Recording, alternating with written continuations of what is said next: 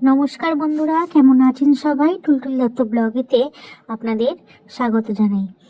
আজ আমি দেখাতে চলেছি নিরামিষ দিনের দুটি পদ, একটি নিরামিষ আলুর দম ও পোলাও।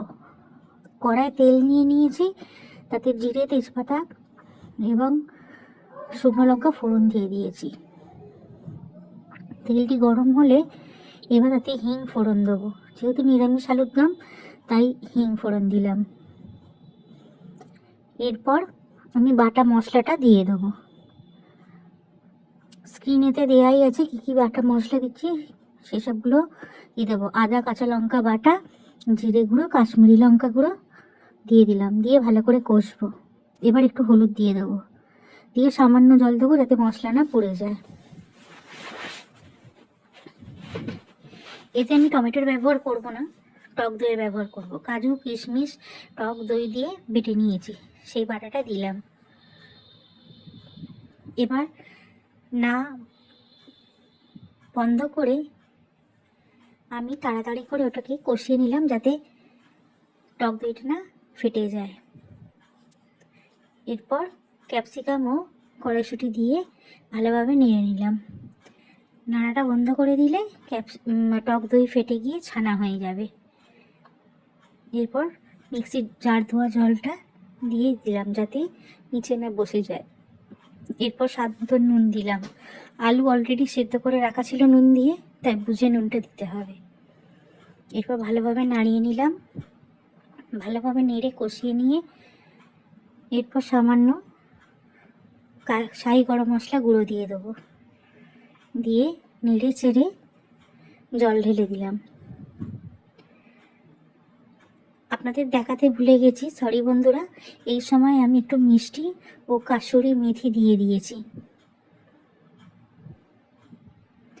এরপর লাস্টে ঘি দিয়ে ভালোভাবে নেড়ে চেড়ে গ্যাস বন্ধ করে চাপা দিয়ে দেবো স্ট্যান্ডিং টাইমের জন্য। তারপর নামিয়ে নেব। ওদিকে পোলাওয়ের জন্য হাঁড়িতে করে জল নিয়ে গ্যাসে বসিয়ে দিয়েছি। এবার তাতে তেজপাতা, কিছুটা গোটা গরম মশলা ও নুন দিয়ে দেবো।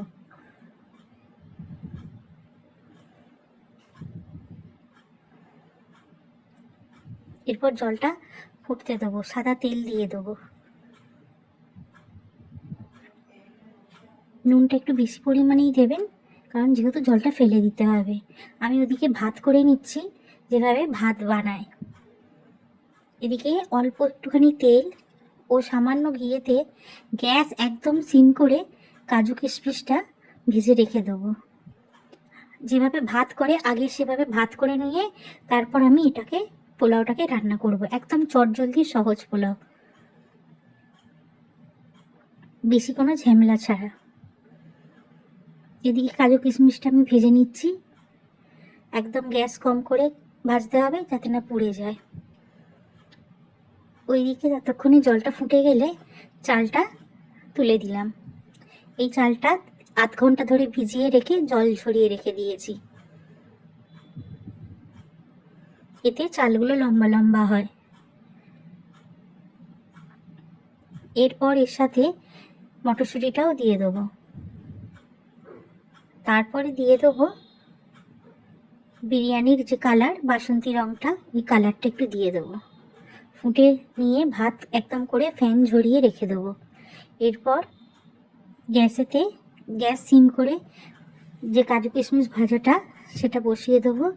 দিয়ে একটু সামান্য শাহি গরম মশলা দিয়ে ভালো করে নেড়ে নেবো। দেখতে হবে যাতে পুড়ে না যায়, খুব বেশি গরম হবে না। ওটাকে নামিয়ে রাখলাম। এবার ভাতের হাঁড়িটা বসিয়ে দিলাম।